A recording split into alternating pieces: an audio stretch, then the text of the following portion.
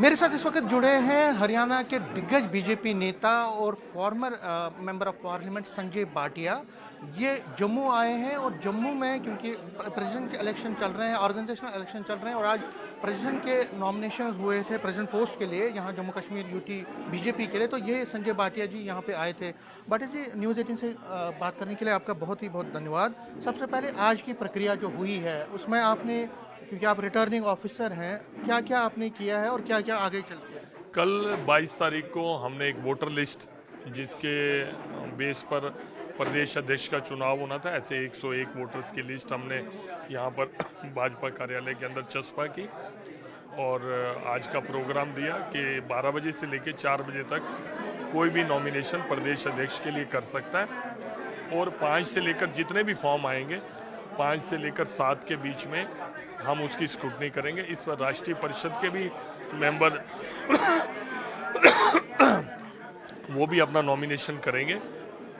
कल 12 बजे जो भी होगा चुनाव होगा या अगर कोई और फॉर्म नहीं आता तो सर्वसम्मति से घोषणा होगी। ये जो नई टीम भी अब बनी है ब्लॉक स्तर पे, मंडल स्तर पर और अब प्रेसिडेंट के लिए, तो आपको क्या लगता है कि जो नया प्रेसिडेंट बनेगा उसके लिए चुनौती जम्मू कश्मीर के संदर्भ में क्या क्या रहेगी? नहीं, मैं समझता हूँ कि हमारी भारतीय जनता पार्टी एक अलग से एक ऐसा राजनीतिक संगठन है जिसमें हमेशा टीम वर्क चलता है। पुरानी टीम वर्षों से, सदियों से, अभी आप देखिए यहाँ पर खजूरिया जी बैठे हैं, हमारी जितनी आयु है उतना उनका राजनीतिक अनुभव रहा है। ऐसे लोग, हमारा निरंतरता चलती रहती है, एक के बाद एक नए कार्यकर्ताओं को नए कार्यकर्ता भूमिका में आते हैं, लेकिन टीम काम करती है।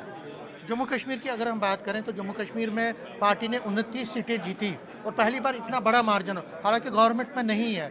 तो आपको क्या लगता है कि जो बीजेपी का या मोदी सरकार की जो वेलफेयर स्कीम्स हैं, क्योंकि आगे की चुनौतियां भी है, यहाँ पंचायत पोल्स भी होने हैं, डीडीसी पोल्स भी, म्यूनिसिपल पोल्स, तो आपको क्या लगता है बीजेपी के लिए क्या क्या चुनौतियां? मैं समझता हूँ कि भारतीय जनता पार्टी एक ऐसी पार्टी है जम्मू कश्मीर के पूरे रीजन के अंदर जिसके अंदर लोगों को विश्वास है कि अगर भारतीय जनता पार्टी स्ट्रांग रहेगी, शक्तिशाली रहेगी, तो जम्मू कश्मीर ताकतवर रहेगा।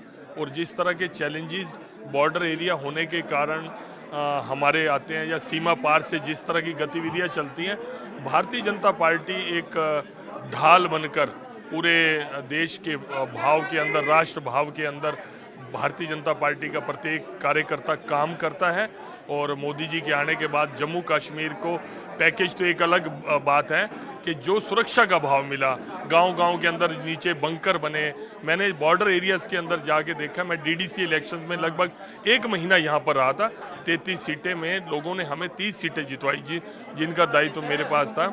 आप ये देखेंगे, और जहाँ तक इंडस्ट्रियल पॉलिसी आई जम्मू कश्मीर के अंदर धारा 370 हटने के बाद, लोगों का, आवाम का, जो रोज़ हम देखते थे घटनाएं होती थी, पत्थरबाजी की घटनाएं होती थी, अब देखोगे जम्मू कश्मीर के आवाम का एक विश्वास मोदी जी के लिए बढ़ा। और मैं तो पिछले दिनों एक वीडियो वायरल हुआ, यहाँ के मुख्यमंत्री हैं, उन्होंने भी मोदी जी की प्रशंसा की। उन्होंने भी कहा कि मोदी जी के आने से हमारे जम्मू कश्मीर के अंदर तरक्की हुई है।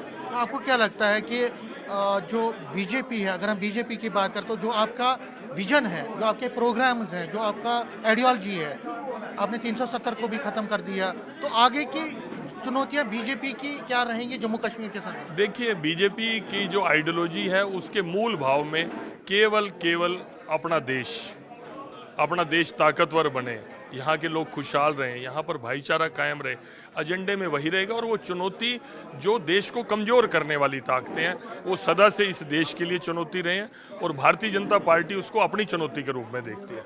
दिल्ली के इलेक्शंस हो रहे हैं, आपको क्या लगता है दिल्ली में इलेक्शंस का क्या रहने वाला है? क्योंकि 27 सालों से आप पावर में नहीं है और 27 सालों में बहुत कुछ चीज़ें बदल गई। मैं समझता हूँ दिल्ली जो है हिंदुस्तान का दिल है और वहाँ पर एक ऐसा व्यक्ति जो झूठ बोलकर, र्यूमर फैलाकर, आप ये देखिए कि सत्ता लगातार प्राप्त करता जा रहा है। लेकिन अब मुझे लगता है कि पोल खुल चुकी है, दिल्ली की जनता ने मन बना लिया है कि इस बार भारतीय जनता पार्टी के नेतृत्व में ही वहाँ पर सरकार बनेगी। मैं कल वहीं पर था, आदर्श नगर विधानसभा के अंदर चुनाव में मेरी ड्यूटी लगी है, तो मैं वहीं पर था। वहाँ एक पब्लिक से, लोगों से आवाज़ आ रही है कि इस बार हम भारतीय जनता पार्टी की सरकार बनाएंगे। लास्ट में हरियाणा में नई सरकार है, क्या प्रायोरिटीज़ हैं नई सरकार की और किस तरह से जो मोदी सरकार की या मोदी जी की विजन को गांव-गांव तक लेने की जरूरत है? मैं जब 19 से 24 तक सांसद था, कई बार पार्लियामेंट्स की मीटिंग में माननीय प्रधानमंत्री जी जो बैठकें लेते थे सांसदों की, उसमें बहुत बार एग्जाम्पल देते थे हरियाणा का कि मैं जो भी स्कीम्स केंद्र से प्रदेशों के अंदर भेजता हूँ, मुझे बड़ी खुशी है। काफ़ी स्टेट्स उसको 100% लागू करते हैं, लेकिन एक स्टेट ऐसी है हरियाणा स्टेट जो उसको 150% लागू करते हैं। वहाँ के मुख्यमंत्री तब मनोहर लाल जी थे, उन स्कीम्स में और बढ़ाकर वो देते हैं। और अब जब हमारे मुख्यमंत्री नायब सैनी जी बहुत ही विनम्र, और उन्होंने उन सारे फैसलों को, उसी के कारण तीसरी बार एक इतिहास रचा। भारतीय जनता पार्टी की पूर्ण बहुमत से सरकार बनी और पहले से भी ज़्यादा अच्छे प्रदर्शन से बनी। मैं समझता हूँ हरियाणा के पास अब संसाधनों की कमी नहीं है। हरियाणा के लोग जो हैं बहुत मेहनती हैं, मेहनत कश हैं, वो चाहे किसान हो, चाहे व्यापारी हो, चाहे उद्योगपति हो, सब लोग दिल से हरियाणा को आगे बढ़ाने के काम में लगे हुए हैं। और अपनी जितनी पॉपुलेशन हरियाणा की है, जितना क्षेत्रफल हरियाणा का है, उस तरह की स्टेटों में मुझे लगता है कि हिंदुस्तान में नंबर 1 है। क्या आपको लगता है कि हरियाणा के पूंजीपतियों को जम्मू कश्मीर में इन्वेस्टमेंट करना चाहिए, क्योंकि वहाँ पे अगर देखें तो इंडस्ट्रियल हब भी है कई जगहों पे, चाहे गुड़गांव है, बाकी तो उनको यहाँ पे भी अभी अभी मुझे लगता है कि वर्ल्ड जो है ग्लोबली एक हो चुका है। पूरी दुनिया के इन्वेस्टर्स, पूरी दुनिया के उद्योगपति हिंदुस्तान में लगाते हैं। कई लोग बाहर बांग्लादेश में जा रहे हैं, कोई चाइना में जाता है। सब लोग, पूरी दुनिया मुझे लगता है एक परिवार की तरह हो चुकी है।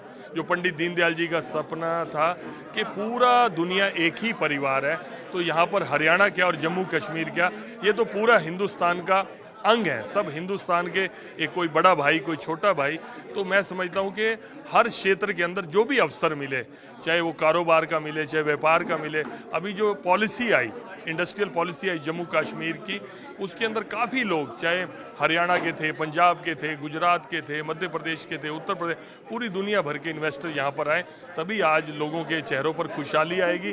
जब रोजगार के अवसर बढ़ेंगे, यहाँ पर लोगों को रोजगार मिलेगा, ताकि जो ताकतें यहाँ के युवा को भड़काती हैं, बरगलाती हैं, जो अफवाहें फैलाती हैं, तो वो ख़त्म होगा उनका ये जो और उसके बाद क्या है कि एक विश्वास बनेगा जम्मू कश्मीर के अवाम का, जो कभी हिंदुस्तान मुर्दाबाद के नारे लगाते थे, पाकिस्तान जिंदाबाद के नारे, उनको लगेगा कि हिंदुस्तान। आज तो मैं कई बार देखता हूँ कि पीओके वाले, जो पाक ऑक्युपाइड कश्मीर भी है, वहाँ के लोग भी कहते हैं कि हमें हिंदुस्तान के साथ जाना है।